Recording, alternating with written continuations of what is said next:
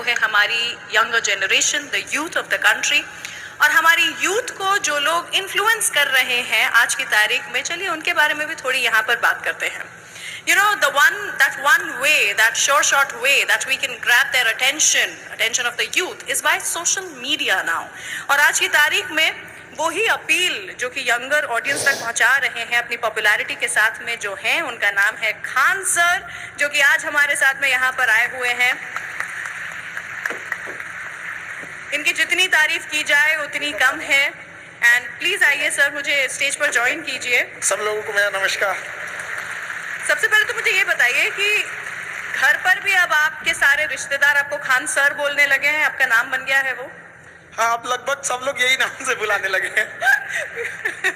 मेरे साथ भी ऐसा होता है बहुत सारे लोगों के फोन में, बिकॉज मैं रंगीली रुचि के नाम से रेडियो पर हूँ, तो रुचि नहीं रंगीली लिखा होता है। मेरे साथ में ये एक घटना हो गई, लेकिन आपके साथ में तो एक अच्छी बात हो गई है कि लोग आपको सर बुलाते हैं। कभी कभी हम लोग अपने प्रोफेशनल लाइफ में इस तरह से इन्फ्लुएंस हो जाते हैं, इस तरह से इन्वॉल्व हो जाते हैं कि लोग प्रोफेशनल लाइफ की वजह से ही जानने लगते हैं। बिल्कुल, तो वही हम लोग के साथ भी वही है। आपसे क्या सवाल पूछूं मैं?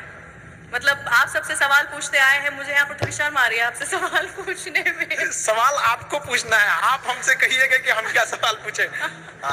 हम लोग तो एक एजुकेशन के सेक्टर से थे जी। और जब हम लोग इसकी शुरुआत किए थे एजुकेशन में, तो हमें नहीं लगा था कि इतना एजुकेशन को हम लोग वर्ल्ड लेवल तक ले जा सकते थे जी। कहीं ना कहीं हमें भी इस चीज का दुख लगता था कि हमारी जो भारत का कल्चर था, हमारी जो संस्कृति थी, हमें विश्व गुरु कहा जाता था। दुनिया से लोग हमारे यहाँ पढ़ने आया करते थे, आज भारत से लोग जा रहे हैं। एक हमारा सपना है, पता नहीं कब ये पूरा होगा, कि बाहर से भी लोग यहाँ पढ़ने आएंगे और हम इस जन्म में इस सपने को पूरा होते देखकर ही जाएंगे। क्या बात है। लेकिन कुछ ना बहुत ही पिक्यूलर चीजें होती है जो कि टीचर्स करते हैं, जो एक क्लासरूम में होती है। जैसे कि आज की तारीख में अलाउड नहीं है, लेकिन हमारे जमाने में तो चौक सीधा आगे से फेंक करके जहां पर हम बैठे हैं वहां पर निशानेबाजी लगाई जाती थी, या फिर get out of the class हो जाता था, या फिर नील डाउन होता था, या फिर मुर्गा बनाया जाता था, या फिर हैंड्स अप कर दिया जाता था। तो आप ये सब मिस करते हैं क्या व्हाइल यू टेक क्लास? नहीं, ये तब होती है जब क्लास बोरिंग हो जाती है तब। हाँ। तो हम लोग की पूरी कोशिश रहती है कि क्लास में कभी बोरिंग फील ना हो। तो हम अपने टीचर्स के ग्रुप में भी एक बात ये बोलते हैं कि फिजिक्स का सबसे उटपटांग चीज होता है क्वांटम फिजिक्स। हम कहते हैं कि जो कभी पढ़ाई नहीं किया है, एक मजदूर भी अगर थक के आ रहा है, उसको भी आप इतने बेहतरीन ढंग से पढ़ाएं कि वो भी बोर ना हो, उसको भी समझ में आ जाए। तो इसके लिए आपको मेहनत करना पड़ेगा। और हम टीचर्स को भी यही कहते हैं कि जिस तरह से एक फिल्म डायरेक्टर मेहनत करता है 2 घंटे की फिल्म के लिए 2 साल, आप भी 1 घंटे के क्लास के लिए 5 घंटे मेहनत कीजिए, कोई लड़का नहीं सोएगा। और हम तो लड़कों को भी यही कहते हैं कि हम पढ़ाते हैं, तुम्हारे में दम है तो भूल के दिखाओ। वाह, क्या बात है।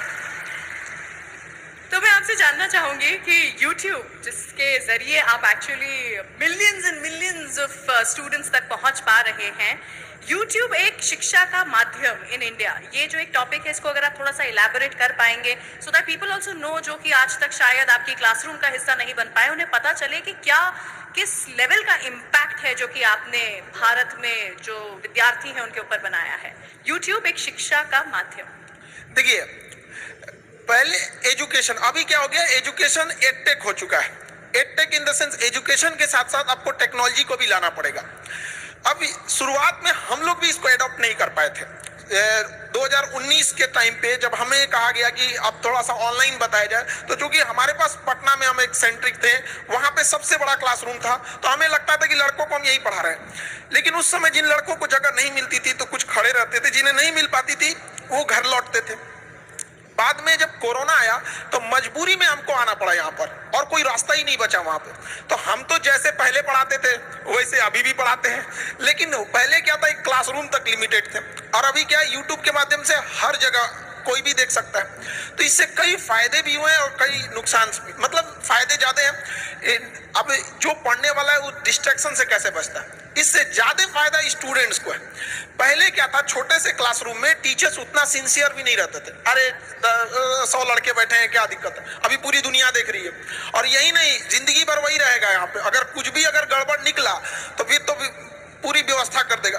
तो पहले के तुलना में पढ़ाई अब टीचर्स के लिए भी और मेहनत है, क्योंकि पहले तैयार करके आना है, पहले बोर्ड में ऐसे बना देते थे, अभी क्या है, स्क्रीन लगी रहती है। तो उस स्क्रीन पर क्या पीपीटी चलेगा, किस तरह के इमेजेस रहेंगे, वो पहले से लोड करने रहते हैं। तो ये लड़कों के लिए तो और बेनिफिशियल है। और यूट्यूब की एक खराबी है एजुकेशन के खास तौर पे, यहाँ की सर्वाइवल ऑफ द बेस्ट होगा यहाँ पे, क्योंकि यहाँ ऑप्शन सबके पास है, कोई भी देख सकता है, कंपेयर कर सकता है किसी और से। तो जब तक हम यूनिक नहीं देंगे, सबसे बेस्ट नहीं देंगे, तब तक वो चीजें लड़कों को अच्छी नहीं लगेगी। और हमारी भी कोशिश यही रहती है कि कोई भी टॉपिक पे अगर कोई क्लास हमारा देख रहा है, जैसे लेट सपोज अभी यूक्रेन और ये रसिया चल रहा है यहाँ पे, तो हमारी कोशिश ये रहती है कि उस क्लास को देखने के बाद उसके पास कोई डाउट ना रहे। इट मीन्स कि उस एक बार लेक्चर देख लिया तो उसका पूरा का पूरा सिस्टम पूरी समझ में आ जाना चाहिए। तो यूट्यूब भी एक अच्छा माध्यम है। इसकी एक और सबसे बड़ी खासियत ये है कि सारे लड़कों को शहर में बड़े सेंटर्स पे पैसे की कमी से नहीं बुला के पढ़ाया जा सकता। आज भी गरीबी की वजह से पढ़ाई छूट रही थी। तो ऑनलाइन में ये हुआ कि एक बार सेटअप कॉस्ट है, उस पे कितने लड़के पढ़ेंगे ये कोई लिमिट नहीं है। तो इससे क्या हुआ ना कि हम क्वालिटी एजुकेशन एकदम सस्ते में पहुंचा सकते हैं। हम 6 महीने का कोर्स 200 रुपए में पूरे गांव तक पहुंचा सकते हैं। और पहले कहा जाता था गवर्नमेंट 100 रुपए देती है तो पब्लिक तक कितना पहुंच पाता है, 15 रुपए की 30 रुपए कितना पहुंच पाता है। लेकिन उतना हम इतना कहते हैं कि हम लोग जितना पढ़ाते हैं उसका 100% गांव के अंतिम छोर तक पहुंचता है। जहां सड़क नहीं पहुंची है वहां भी एजुकेशन एकदम उस क्वालिटी का पहुंच पाता है। ये तो यूट्यूब और ऑनलाइन की फायदा है। क्या बात है। ये तो वैसे मेरे सवाल थे, लेकिन वो क्या है, कोई ऐसा मैसेज जो कि आप देना चाहते हैं यहाँ पर आज इस मंच पर लोगों को बताना चाहते हैं, प्लीज बताइए। देखिए, एजुकेशन के सेक्टर में एजुकेशन स्किल, आज के टाइम पे स्किल बहुत ज्यादा जरूरी है। लेकिन हमारा एजुकेशन सिस्टम किस बात पे, इंफॉर्मेशन लेते रहो, क्या पढ़ रहे हैं। भारत की राजधानी कलकत्ता से उठा के अंग्रेजों ने लेके गए दिल्ली, वो सबको याद है। 1911 में घोषणा किया, 1912 में लेके चला गया। ये नहीं पढ़ा रहा है कि क्यों ले गया। एक राजधानी बनाने के लिए क्या जरूरत होती है, क्या क्लाइमेट होना चाहिए, क्या कनेक्टिविटी होनी चाहिए। तो एक सिस्टम में जो चेंजिंग लाने की जरूरत थी, अब उसको और जरूरत है। तो ऑनलाइन के माध्यम से ये चीजें थोड़ी सी आसान हो जाती है।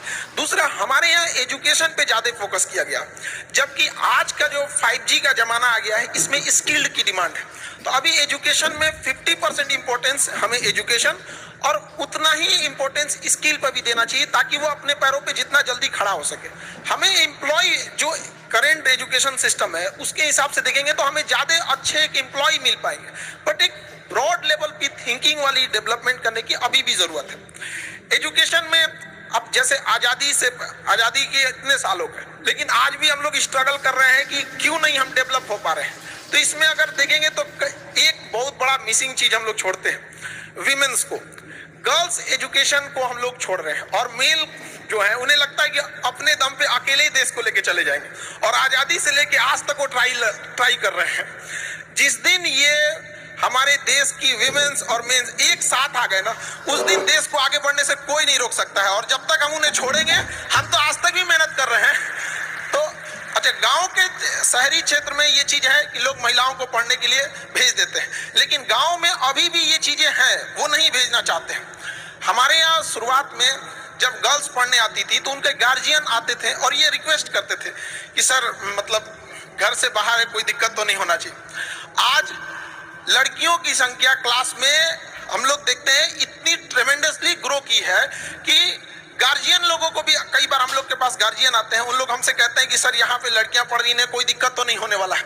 हम लोग उनके लिए पूरी प्रॉपर व्यवस्था रखते हैं और कहते भी हैं लड़कियों से कि जो माँ बाप अगर आपको पढ़ने भेजे हैं तो समाज से लड़के भेजे हैं, आपकी जिम्मेदारी ज्यादा बनती है। और अगर आप खाली हाथ गाँव लौटिएगा तो आप उन 100 लड़कियों का रास्ता रोक दीजिएगा जिनके माँ बाप पढ़ने के लिए भेजना चाहते थे। इसलिए ज्यादा जिम्मेदारी से पढ़िएगा। और लड़कियों के अंदर ये होता है, वो जॉब के बाद भी वो काफी ईमानदारी से अपने वर्क को करती है। हम एक छोटे से पटना से हम स्टार्ट किए थे, धीरे धीरे जब ग्लोबली हो गया तो हमें अब इंडिया के बाहर भी अपने सेंटर्स डालना है बहुत जल्दी इस चीज को, क्योंकि मेरा सपना है विश्व गुरु भारत को एक जगह जहां ले जाना था। तो कारपोरेट ऑफिस जब हम लोग ने दिल्ली में डाला तो वहां 200-250 एम्प्लॉय जब आए तो वहां हमको एक चीज फील करने को रहा था कि जहां 10 लड़के बैठ जा रहे थे वहां कुछ अपनी गपशप भी करने लग रहे थे, कभी डिसिप्लिन की इशू आ रही थी, कभी कोई कैसे आ जा रहा था। तो हम लोग सोचे कि इसको परेशान हो गए थे समझाते समझाते। आप बिलीव नहीं कीजिए, बिना मेहनत वो सॉल्व हो गया एक दिन के अंदर। हम लोग ने 15 के बीच में ना एक गर्ल्स को रख दिया। अब उसके बाद से कोई मेहनत नहीं करना, पूरी डिसिप्लिन है हर 10-15 के बीच में। तो ये तो पावर होता है उनके अंदर, तो उनको अपनी पावर पहचानने की जरूरत होती है। कई बार ना वो इतनी फ्रस्ट्रेट कर दिया जाता है उनको ना कि वो जिस लड़ाई को लड़ना चाहती है वो उससे भटक जाती है, क्योंकि उनको ना उनका अपनी शक्ति, उनके अंदर पावर है।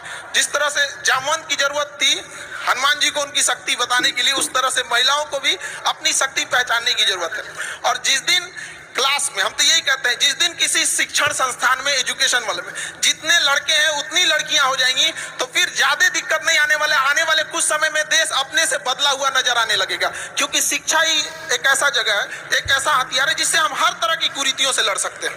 और अगर बहुत सारे ऐसे एग्जाम्पल हमारे समाज में देखने को मिलेंगे जिनके पिताजी पढ़े थे लेकिन बेटा कुछ नहीं कर सका, लेकिन ऐसा एग्जाम्पल आपको ना मिलेगा कि जिसकी माँ पढ़ी हो और बेटा अनपढ़ रह गया हो। ये एक जिम्मेदारी होती है माँ की।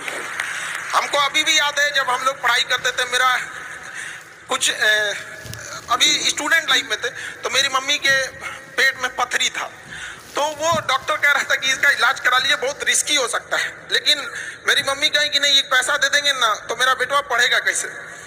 उस पत्थर लेके मेरी मम्मी ने मेरा फीस भरा था। और हमको आज भी याद है कि हमको ना जब एग्जाम में हम लिख रहे थे तो मेरा ना वो हाथ कांप रहा था कि हमको किसी भी तरह से सक्सेस होना है, वरना हम अपनी माँ के लिए जिम्मेदार हम ही होंगे। तो मेरी मम्मी पढ़ी नहीं, लेकिन हम इतना तो कहते हैं कि अगर माँ पढ़ी नहीं हमको यहाँ पहुँचा दी, अगर पढ़ी रहती तो कहाँ पहुँचा देती। ये एक पावर होता है वीमेंस का। ब्यूटीफुल। तो हम सबसे हाथ जोड़ के विनती करेंगे कि 2 रोटी कम खाइए लेकिन बच्चों को पढ़ाइए, और प्लीज अपनी बेटियों को रास्ता मत रोकिए। वो इस देश को बदल सकती हैं। 1947 से पुरुष लोग मेहनत कर रहे हैं और उनको पता नहीं कब तक करना पड़ जाएगा, इसलिए आप लोग का साथ देना बहुत जरूरी है। और लड़कियों को भी कहते हैं कि अगर माँ बाप आपको पढ़ने के लिए बाहर भेज रहा है तो बड़ा समाज से लड़ के भेज रहा है, तो उस समाज का भी ख्याल रखना है कि जब बारिश होती है तो हम छाता लगाते हैं, बारिश तो अपने वक्त पे रुक ही जाएगी। तो समाज भले लड़कियों को पढ़ने ना दे, लेकिन छाता लगाना है, समाज से लड़ना है। और माँ बाप को यह साबित करना है कि समाज यही ना कहता है कि घर से बाहर जाएगी तो शायद संस्कार भूल जाए। माँ बाप को यह विश्वास दिला के रखना है। लड़कियों से भी कहेंगे कि बाहर निकलने के बाद, सफल होने के बाद माँ बाप को यह सिखाना है कि देखिए हमें संस्कार में 4 गुना बढ़ोतरी हो गई, आपको जिसका डर था हम वो कभी नहीं होने देंगे, हम आपके लिए हमेशा खड़े रहेंगे। तो एजुकेशन, हमें बहुत खुशी होती है जब लड़कियां पढ़ने आती है। एक बार हमारे संस्था की एक बात थी कि रात का एक बैच था 8 से 9 का, और अचानक बारिश आ गई और इतनी जोर से बारिश आई थी कि छुट्टी देना पॉसिबल नहीं था। लड़के तो भाग गए कैसे भी भीग भाग के, कुछ लड़कियां बच गई, बेचारी कैसे जाएंगी। तो हम उस समय कुछ बस वगैरह जहां तहां से इंतजाम करा के उनके हॉस्टल भेजे कि जिनका इधर है, और लगभग 11 बज गए। उसके कुछ दिन, 1-2 दिन बाद उनके गार्जियन आए और थैंक्स कहे कि सर आप इतना किए एजुकेशन के लिए। तो हमने उनसे कहा कि नहीं, ये आपकी गलतफहमी है कि हम इन लड़कियों के लिए या आपकी बेटियों के लिए किए। हम उनके लिए कहें कि जिनके अंदर देश बदलने की क्षमता है। हम जो भी किए ये उन लड़कियों के लिए किए जिनके सही में, जिनके अंदर देश बदलने की क्षमता रहेगी। तो एजुकेशन के लिए हम जरूर कहेंगे कि इस जगह में थोड़ी सी कमी होती है, तो लड़कियों को आगे जरूर बढ़ाया जाए। मैं मतलब आई डोंट हैव वर्ड्स, शब्द नहीं है मेरे पास यहाँ पर अब कुछ कहने के लिए। आपको कितने एम्प्लॉयज हैं अब आपके पास, मैं बता रहे थे?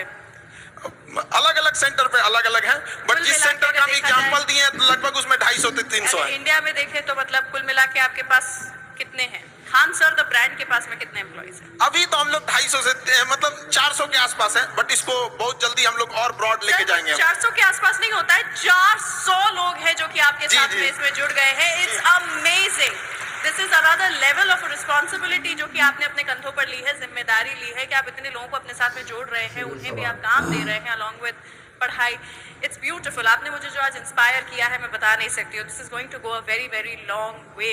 Thank you. और जो 2 आंसू मुझे यहाँ से बैठ करके खड़े होकर के आपकी आंखों में दिख रहे थे वो भी मुझे हमेशा याद रहेंगे। Thank you so much. Thank you. Thank you. Corporate social responsibility की जब बात आती है तो बहुत बड़ी जिम्मेदारी